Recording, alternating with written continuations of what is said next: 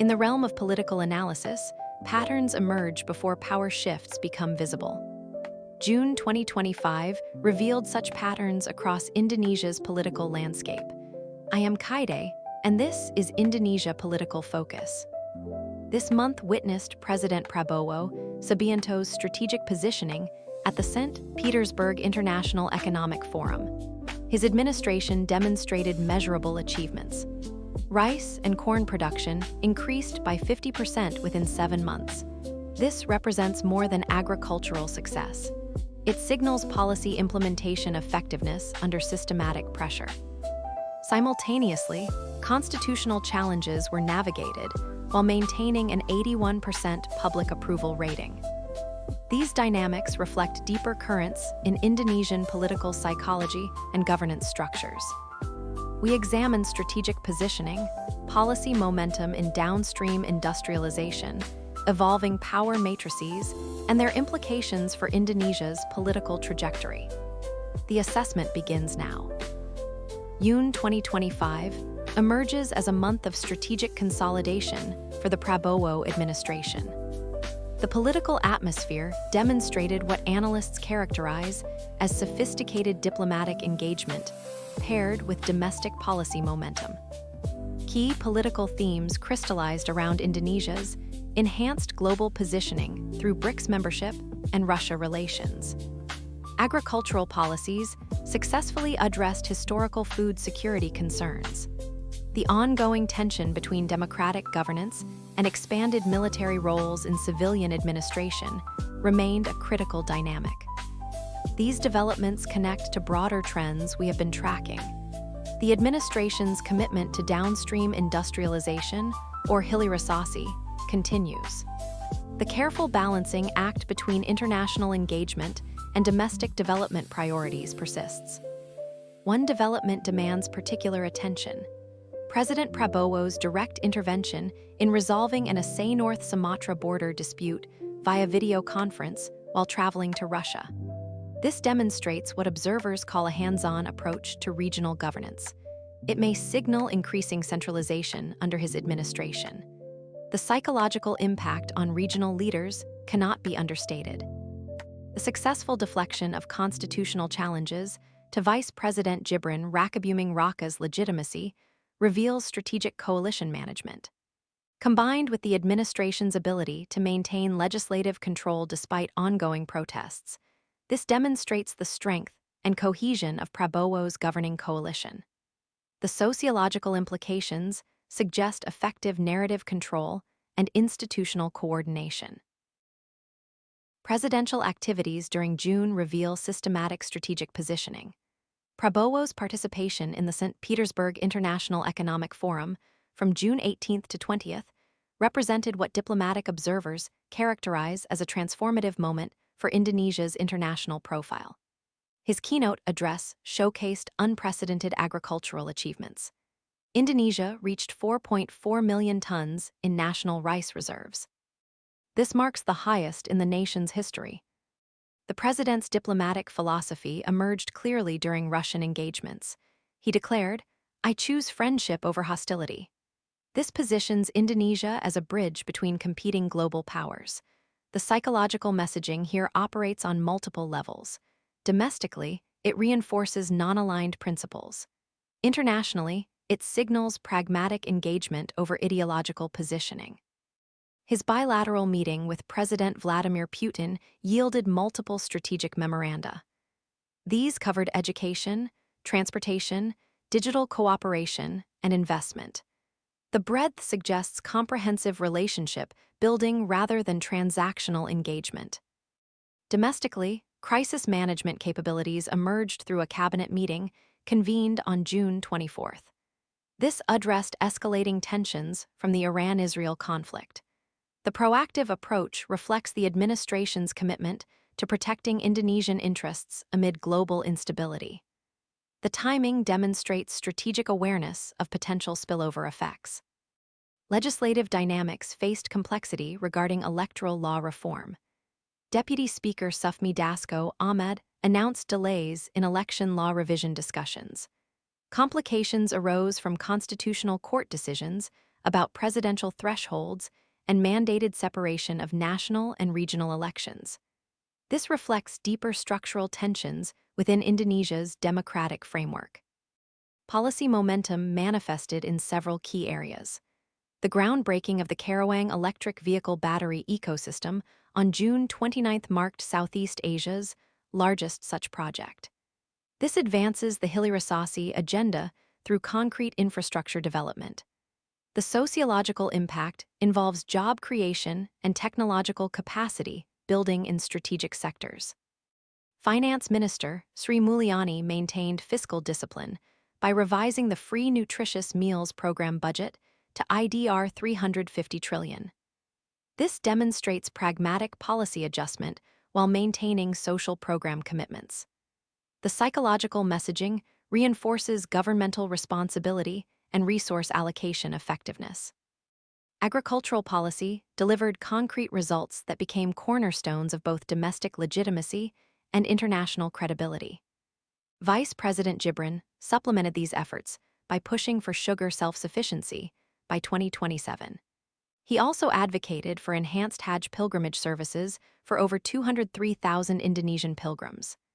These initiatives address fundamental societal needs while reinforcing cultural and religious connections. The intricate web of power dynamics during June revealed remarkable coalition stability under President Prabowo. The administration successfully deflected constitutional challenges to Vice President Gibran while maintaining legislative control. This demonstrates what political analysts describe as effective coalition management through both formal and informal channels. Within the executive branch, key ministers maintained prominent roles in policy implementation. Coordinating Minister for Economic Affairs Erlangga Hartarto played a crucial role in Indonesia-Russia business dialogues. Defense Minister S. Jafri S. Jamsodin participated in regional security coordination with Singapore. Cabinet Secretary Teddy Indra Wijaya emerged as part of the president's trusted inner circle, regularly managing presidential communications. These positioning patterns suggest both systematic delegation and centralized oversight. The psychological dynamics within the coalition reveal strategic trust distribution. Key portfolios remain with established figures, while emerging leaders like Vice President Gibran focus on specific policy areas. This balance maintains stability while allowing for gradual power transition patterns. Opposition strategy effectiveness remained limited throughout June. Student-led protests continued building on earlier Indonesia Jelap demonstrations. However, these movements appeared to have minimal impact on broader public opinion or government policy. This disconnect between activist concerns and general public sentiment highlights the opposition's fragmentation and inability to gain significant traction on major issues. The sociological implications are significant. Protest movements that fail to resonate with broader public sentiment often indicate either messaging failures or fundamental misalignment with prevailing social priorities. The administration's agricultural achievements likely contribute to this dynamic by addressing concrete public concerns. A significant institutional development involved the expansion of military roles in civilian governance through TNI law amendments. Despite unanimous parliamentary passage and ongoing civil society resistance, these controversial changes appeared consolidated with limited effective resistance. This indicates the administration's capacity to implement structural reforms even amid organized opposition. Regional governance showed signs of increasing centralization.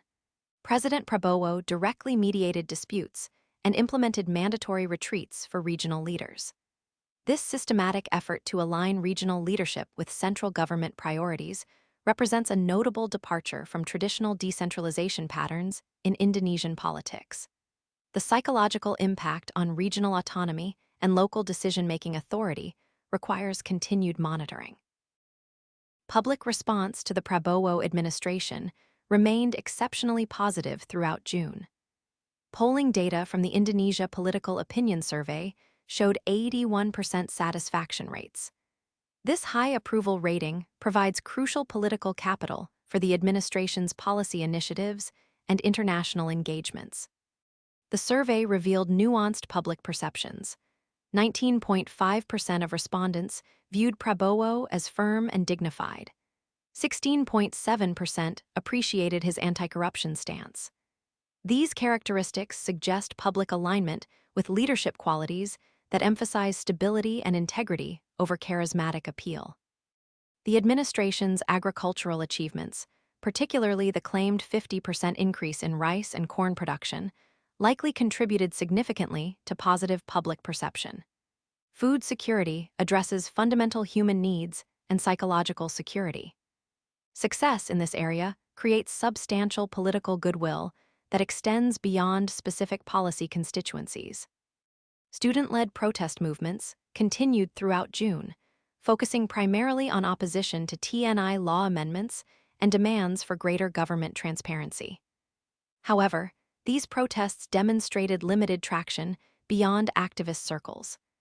This suggests the administration's ability to maintain broad public support despite organized opposition from specific groups. The sociological dynamics reveal interesting patterns.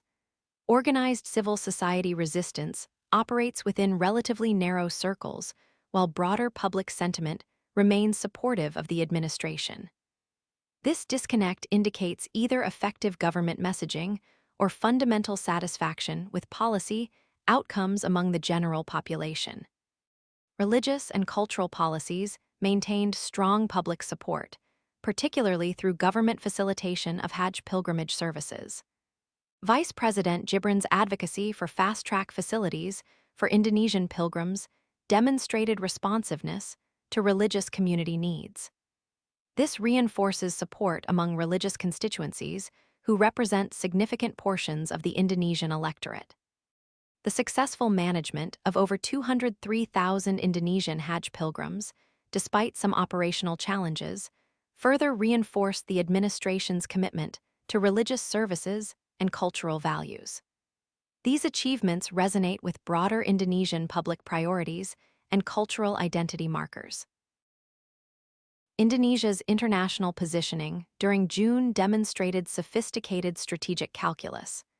The St. Petersburg engagement positioned the country as a bridge between competing global powers while advancing concrete economic interests. This approach reflects both pragmatic foreign policy and domestic political considerations. The BRICS membership and Russia relations advancement occurred amid escalating global tensions. Indonesia's ability to maintain relationships across multiple power centers while avoiding entanglement in major conflicts reflects strategic diplomatic maturity. The psychological messaging reinforces Indonesia's non-aligned traditions while pursuing economic opportunities. Economic challenges from global tensions appear manageable short-term, but pose medium-term risks. The Institute for Development of Economics and Finance projects that regional conflicts could reduce Indonesia's economic growth by 0.005%. Potentially larger indirect effects could emerge if major trading partners face broader slowdowns. This analysis suggests careful monitoring of global economic spillover effects. The electric vehicle battery ecosystem project represents significant economic-political intersection dynamics. Southeast Asia's largest such project advances technological capacity while creating employment opportunities. The strategic positioning in green technology sectors addresses both domestic development needs and international competitiveness requirements. Economic policy adjustments, such as the Nutritious Meals Program budget revision, demonstrate fiscal discipline under political pressure. Finance Minister Sri Mulyani's approach balances social program commitments with resource allocation effectiveness. This reflects sophisticated understanding of economic constraints and political sustainability requirements. Agricultural achievements provide both economic benefits and political capital. Food security improvements address fundamental economic stability while creating positive public sentiment. The 50% production increase in rice and corn represents measurable policy success that resonates across multiple constituencies. The downstream industrialization agenda continues advancing through concrete infrastructure projects. The Karawang electric vehicle battery ecosystem exemplifies this approach by creating industrial capabilities while addressing employment generation needs. These initiatives demonstrate long-term strategic thinking that balances immediate political benefits with sustainable economic development. Trade relationships and investment partnerships expanded through the Russia engagement while maintaining broader international relationships. This approach suggests careful economic diplomacy that maximizes opportunities while minimizing risks from global power competition dynamics. Regional developments highlighted evolving center-periphery dynamics throughout June. The president's direct intervention in resolving the Aceh-North Sumatra border dispute via video conference demonstrated a new paradigm in regional governance. Central authority taking more active roles in local disputes suggests systematic approach to national integration. The implementation of mandatory retreats for regional leaders represents systematic efforts to align regional governance with national priorities. Following an initial retreat for 500 newly elected regional leaders in February, a second batch of approximately 50 regional heads was scheduled for late June. This signals ongoing efforts to ensure policy coordination across different government levels. The psychological impact on regional autonomy requires careful assessment. Increased central involvement in local matters may enhance coordination, but could reduce regional initiative and local problem-solving capacity. The balance between national integration and regional diversity remains a critical governance challenge. Regional aspirations for greater autonomy emerged through discussions about new special regions. Commission II of the DPR revealed 341 proposals for new autonomous regions, including Surakarta as a proposed special region. This proliferation of autonomy proposals creates potential tension with the administration's centralizing tendencies. The Constitutional Court's ruling requiring a minimum 2-year gap between national and regional elections created significant administrative challenges. The Ministry of Home Affairs announced comprehensive regulatory reviews to accommodate this fundamental change. These adjustments affect budget planning and governance transitions at regional levels. Looking ahead, several key factors will shape political trajectory. The escalating Middle East conflict, particularly the Iran-Israel war with U.S. involvement, will continue testing Indonesia's non-aligned foreign policy principles. The administration's response to these developments will likely shape both international credibility and domestic political standing.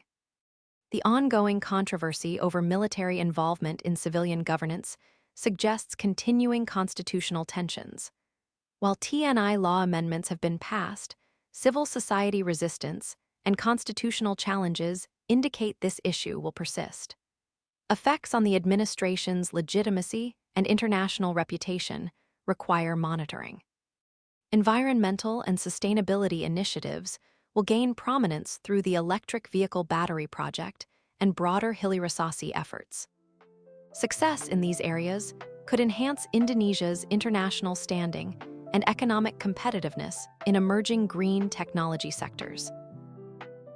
June 2025 analysis reveals 3 primary takeaways.